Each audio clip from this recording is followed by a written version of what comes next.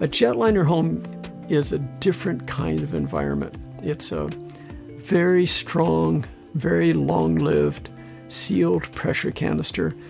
The design and elegance of the structure is just heads and tails above any conventional home I'm familiar with. And when you live in a structure like this, you feel a little more dignified, you feel a little more fulfilled with your life. And if you're an engineer or a scientist or anyone who appreciates the elegance and beauty of aerospace technology, it's just a happier place to live.